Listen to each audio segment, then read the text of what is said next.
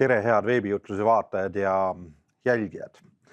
Tahan teiega jagada ühte lugu, mis on kirja pandud Markuse evangeeliumi 10. peatükki, kuigi seda lugu leidub ka päris mitmes muus evangeeliumis, kuid Markuse evangeelium on ilmselt kõige esimesena kirjutatud evangeelium üleüldse ja võib-olla annab kõige autentsema hinnangu sellele loole.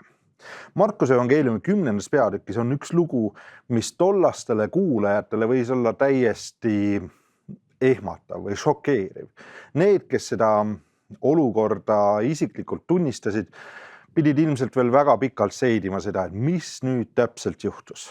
Ja võib-olla ei seedinudki lõpuni välja. Mulle tundub, et me oma 2000-aastase kogemuse pagasi juures ei ole võib-olla ka jõudnud mitte kõige põhjapanevamatele järeldustele selle loo osas. Seetõttu proovime natukene täna ka sinna süveneda. Markuse evangeelium 10. peatükk ja salmis 17. Ja kui Jeesus läks teele, jooksis keegi tema juurde ja küsis temalt ette põlvili heites. Hea õpetaja, mis ma pean tegema, et ma päriksin igavese elu? Jeesus aga ütles talle, miks sa nimetad mind heaks? Ei ole hea keegi muu kui üks Jumal. Mis mõttes Jeesus vihjab, et ta ei ole hea? Eriti pannes selle konteksti või kokku järgmise lausega, kust ütleb, et ainult Jumal on hea. Kuidas siis Jeesus ei ole hea? Kas Jeesus ütleb siin seda, et tema ei ole Jumal?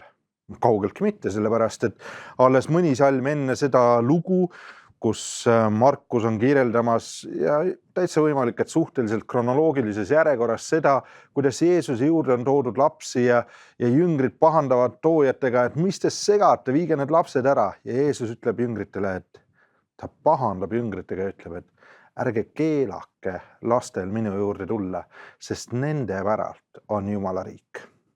Jumala riik ei ole mitte midagi muud, kui olla koos Jeesusega ja tulla tema juurde ja käia koos temaga ja elada koos temaga. Tänasest päevast alates kuni nii kaua, kuni igavik otsa saab ja me teame, et see ei juhtu mitte kunagi.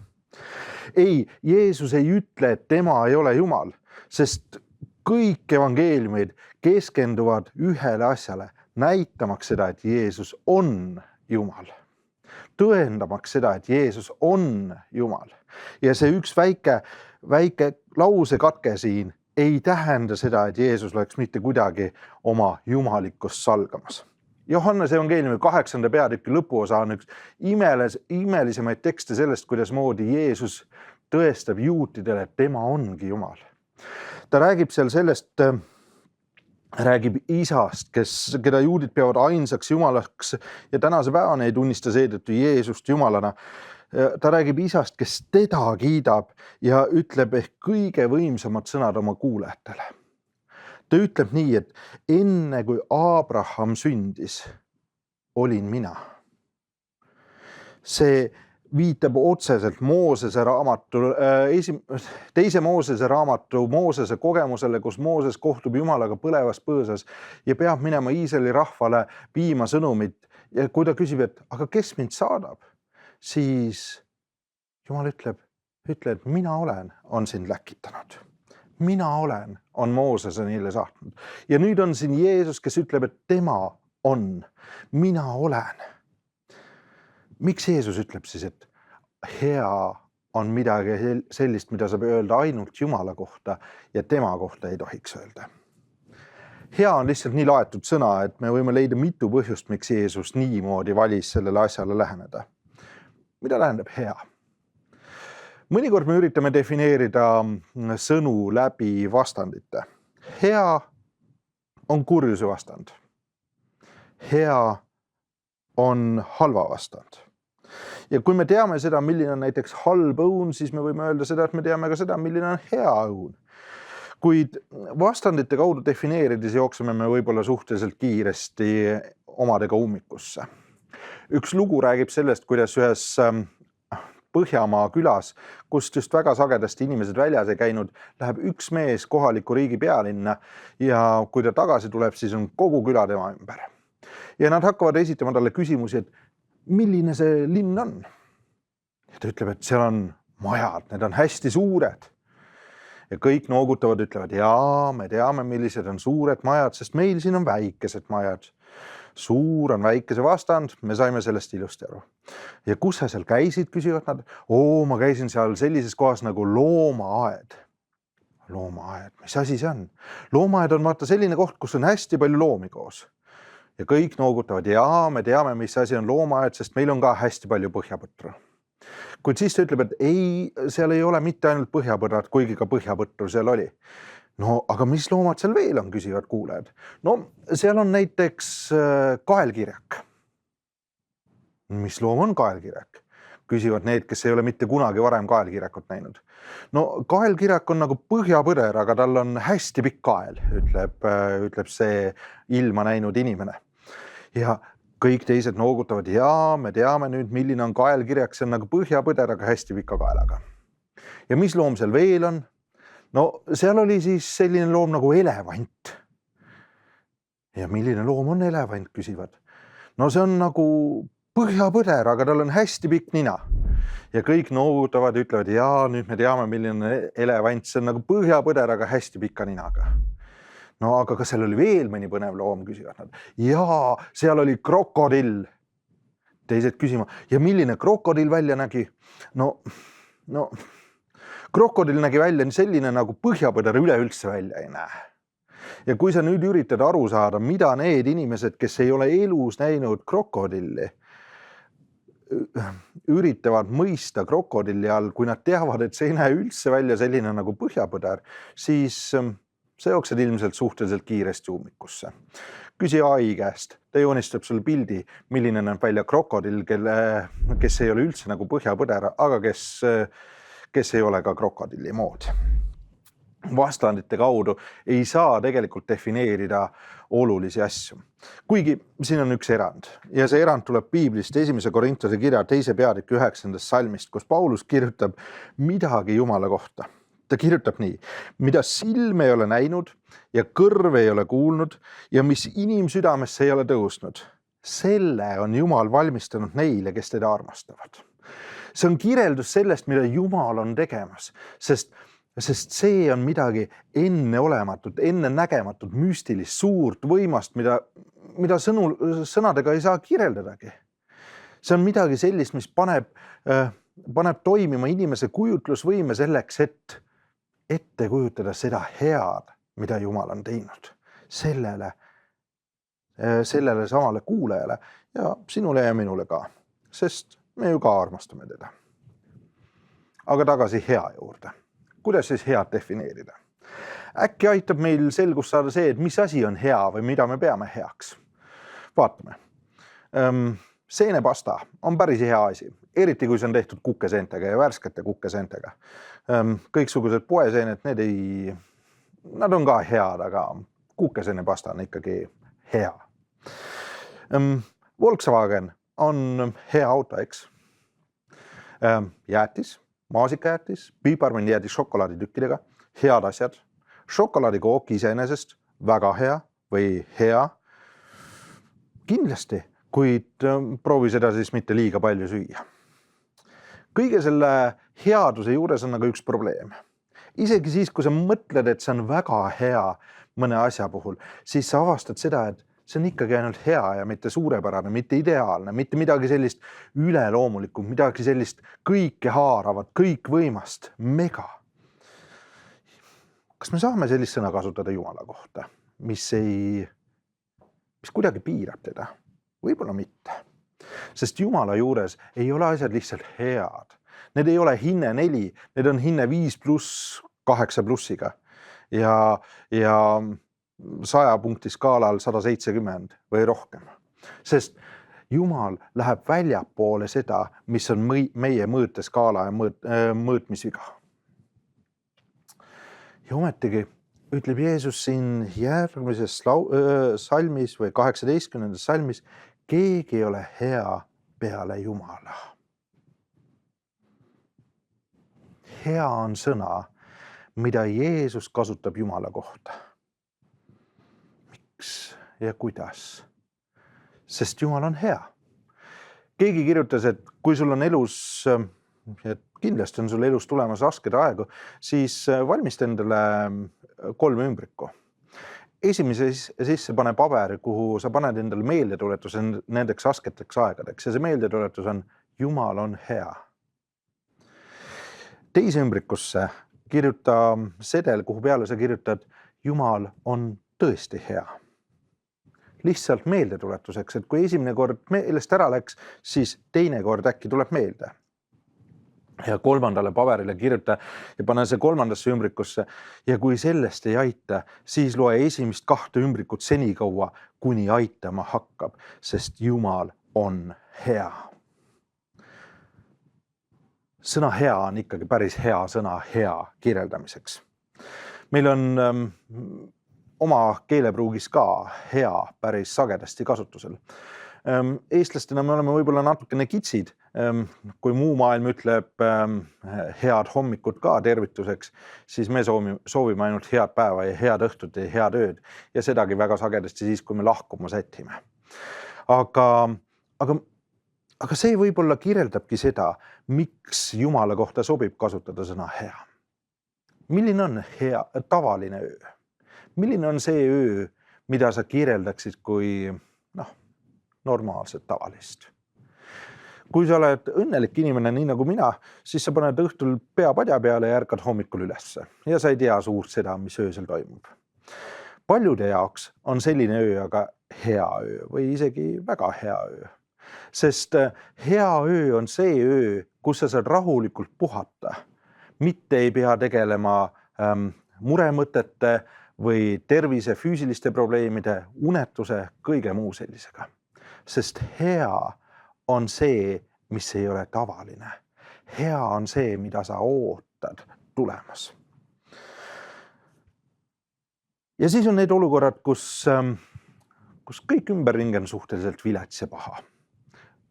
Me salvestame seda veebijutlust siin sügise hakul ja õige pea on tulemas need päevad, mis on porised ja pimedad ja üldse mitte meeldivad. Vihma sajab, päikest ei ole näha nädalate või kuude kaupa ja see ei ole just kõige parem ilm või hea aeg.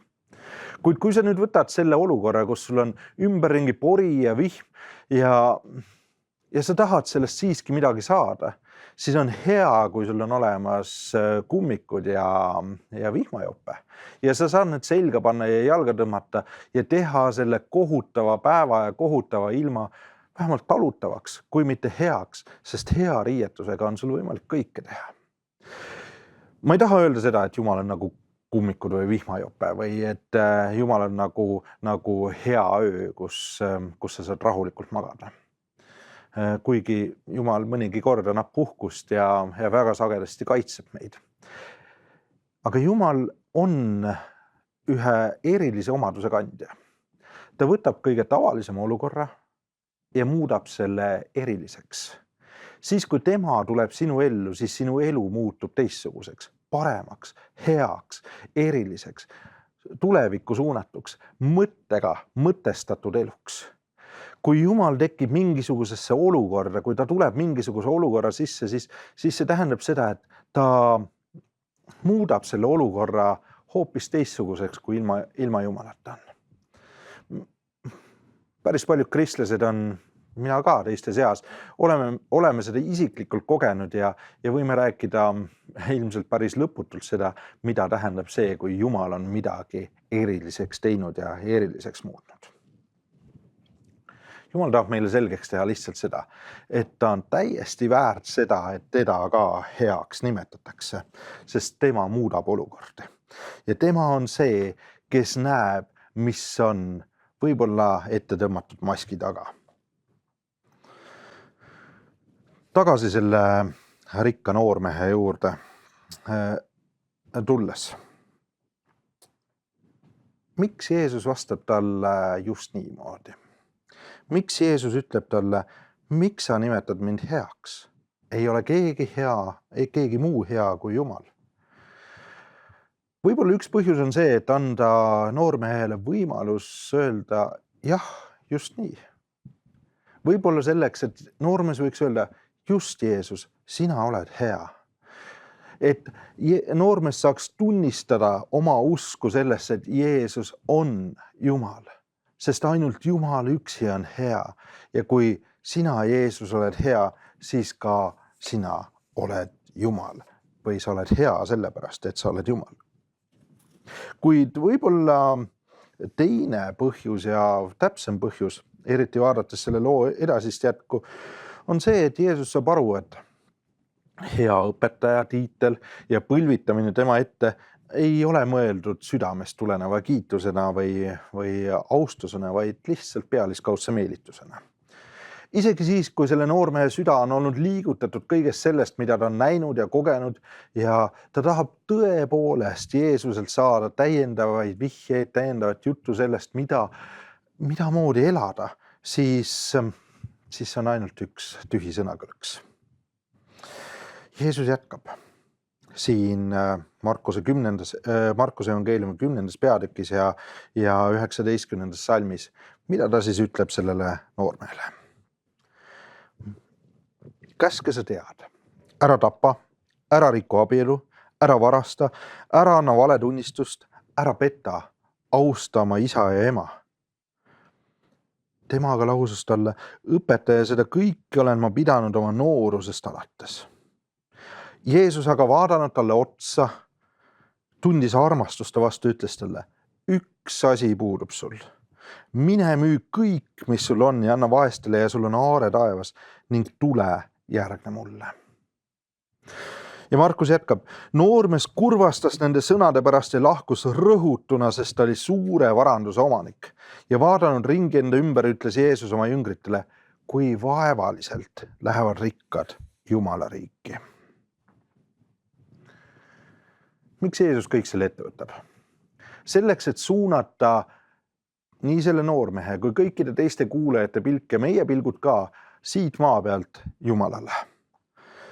Tema on kogu hea allikas, kõik kuulub temale ja meie oleme vaid teenida ja majapidajad. Igavest elu ei saa teenida midagi tehes, midagi korraldades, piisavalt kõrgele hüpates või piisavalt väikestest torudest läbi roomates. Mitte ühegi oma teoga, vaid olles ainult Jumala laps. See rikas noormees on siin loos ette pannud austuse ja vagaduse ja headuse maski ja püüab sellega Jeesust ära osta. Ta peab ennast päris heaks, sellepärast et ta oli rikas ja seega õnnistatud ja kui ta on õnnistatud, siis järelikult on ta ju Jumala soosingu võitnud. Ning teiseks see, et ta ei ole teinud mitte midagi valesti. Mitte keegi ei saa talle ette heita seda, et oleks rikkunud ühtegi käsku 10. Mitte keegi ei saa talle öelda seda, et ta oleks oma varanduse valesti kokku ajanud ja nüüd üritab näidata ainult seda, et on hea. Ta saab täiesti puhtast südamest Jeesusele öelda seda, et oma varanduse saamiseks ei ole ta tapnud, ei ole ta varastanud, ei ole ta petnud, ei ole ta valetunnistanud. Isegi oma vanemaid on austanud ja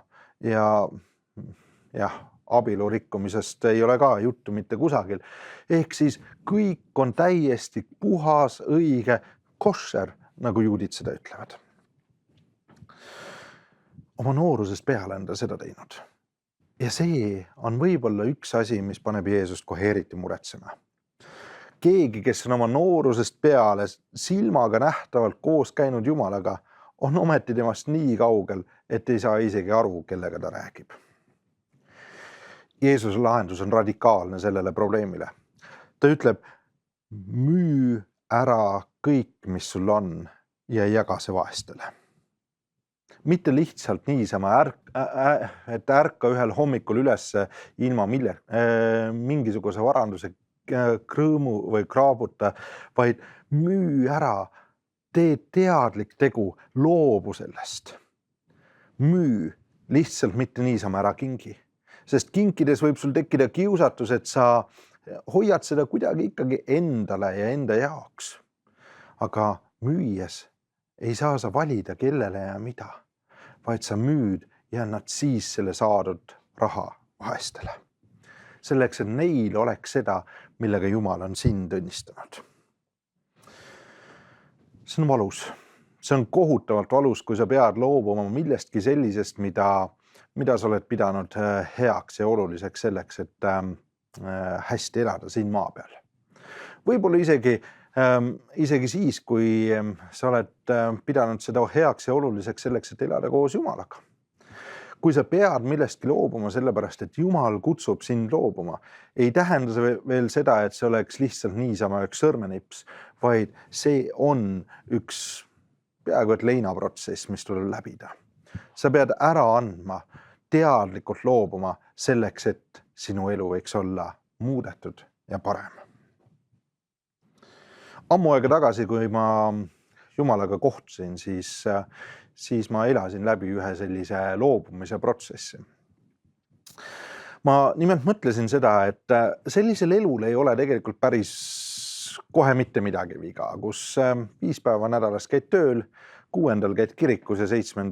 on sul aega tegeleda täpselt nende asjadega, mida sa ise teha tahad. Jumal ei sekku sinu tööasjadesse, ei sekku sinu 7. päeva ja ainus, mis ta tahab, on seda 1 päeva ja sealtki ainult mõnda üksikut tundi. Ehk siis elul pole viga midagi. Tore, kultuurne, võib-olla isegi natukene vaimulik ja kõik muu saab ka tehtud ja elatud. Ja siis tuleb Jumal minu juurde läbi oma sõna ja juhib minu tähelepanu ühele Ilmutuse raamatu 3. peatüki salmile, kus ta ütleb seda, et oleksid sa külm või kuum. Aga nüüd, et sa oled leige, siis ma sülitan sind välja oma suust. Ja ma sain väga selgelt aru seda, et see hea elu igatsus, kus Jumal on ainult ühel killukesel 7. päevast, ei ole mitte hea elu igatsus, vaid just nimelt see sama leigus, mis viib ainult suust välja sülitamiseni. See on asi, mida Jumal ei saa taluda. Ja see on see, mida ta ei taha ei sinult ega minult. Ta tahab, et me oleksime kuumad koos temaga ja käiksime koos temaga, sellepärast, et ainult nii võime me saada igaveselu. Ei, see ei ole tegudest õndsaks saamine, vaid see on elamine koos Jumalaga, kes võib meid ja meie elusid muuta. See on võib-olla ka hea näide sellest, et me ei pea alati loobuma oma varast ja oma rikkusest. Enamikel meist ei ole seda ka nii palju, et me võiksime ennast tõeliselt rikasteks lugeda. Vaid nii mõnigi kord on olukordi asju, mis on teistmoodi takistamas meid Jumalaga koos olemast ja igavest elu saamast. Mõnikord on selleks teadmised, teinekord töökoht või positsioon ja mis seal salata, vahest nii mõnelegi inimesele ka see arusaam pühakirjast, mis tal on aastate jooksul kogunenud. Ta inimesena kipub võib-olla arvama seda, et see on see kõige õigem ja kõige täpsem ja kõige selgem. Aga nii mõnigi kord peab Jumal minema tema juurde ja ütlema, et loobu palun sellest ja vaata, mis on tegelikult tähtis. Jeesuse-aegsed juudid olid õppinud ja teadmas pühakirja palju paremini kui meie. Võib-olla isegi paremini kui saatan, kes teab pühakirjast igat tähte, igat märgikest. Juudid teadsid ka. Ja sellest hoolimata ei tundnud nad ära Jeesust, kes on ainus ja tõeline Jumal. Ja siis peab Jumal tulema ja ütlema, et loobu palun sellest. Anna see ära ja jaga nendega, kellel seda täna veel ei ole. Jaga oma aega, mida sa oled sinna sisse pannud, et üles ehitada enda turvalist süsteemi ja turvatunnet ja selleks, et luua endale võltspilti sellest, et sa käid ja oled koos Jumalaga. Võta nüüd kõik see aeg ja anna see muudeks otstarveteks. Anna see vaestele, kes vajavad seda rohkem kui võib-olla sina ise. Loobu oma mugavusest, loobu oma rikkusest, anna see hea ja Jumala armastus neile, kes on sinu ümber, sest kõik peavad kuulma seda, milline on Jumal, kes sind on armastanud ja sind on rikkustega varustanud. Ma arvan, et igal ühel tuleb meist ette elus see hetk, kus me peame loobuma millestki, mis meid takistab Jumala juurde täielikult tulemast. Ja loobumine ei ole alati kerge. Ma ei tea täpselt, mis on see sinu elus, millest sina loobuma pead, aga ma tean, et kui see on takistamas sind Jumala juurde täielikult tulemast või temaga täielikult olemast, siis Jumal palub, et sa selle ära annaksid. Ja ma usun, et ta on andnud sulle märku ka juba sellest, võib-olla natukene vaiksemalt ja võib-olla mitte nii konkreetselt, et sul on võimalik seda natukene eemale lükata, kuid ta annab märku ja ta tahab anda märku sellest, et midagi on sinu elus, mis takistab sul saamast seda, mida rikas noormees tuli otsima, igavest elu. Kas rikastel on raskem pääseda Jumala riiki kui vaestel? Mina ei usu seda. Ma ei usu seda sellepärast, et ükski tegu ei vii meid Jumala riigile lähemale. Ja loobumine on kõikidele täpselt sama raske. Loobumise keerukust mõjutab ainult see, kui tähtsaks me peame seda, mis meil on ja kui oluliseks me võtame alternatiivi. Pühakiri on täis lugusid sellest, kuidas moodi Jumal on kordades parem kui kõik see, mis sul on. Vaata näiteks põllusse peidetud varandust või pärlilugu. Need on need lood, mis räägivad sellest, kuidas moodi Jumal on tähtsam kui miski muu ja kuidas moodi tema saab täita sinu elu rohkem kui miski muu, mis sul juba täna olemas on. Võta siis vastu need õnnistused, mida tema on pakkumas ja pane tähele seda, kuidas sa saad kasutada seda head, mis sul olemas on, mida tema on sulle andnud, selleks, et õnnistada neid, kes on sinu ümber. Sest üheskoos on Jumala riigi kättesaamine alati palju-palju lihtsam, sest me tegutseme mitte ainult üheskoos, vaid koos Jumalaga. Ma soovin sulle, hea kuulaja, Jumala erilisi õnnistusi sinu otsimise ja käimise teedel ja Jumala erilist ligiolu selleks hetkeks, kui sa pead päriselt millestki loobuma.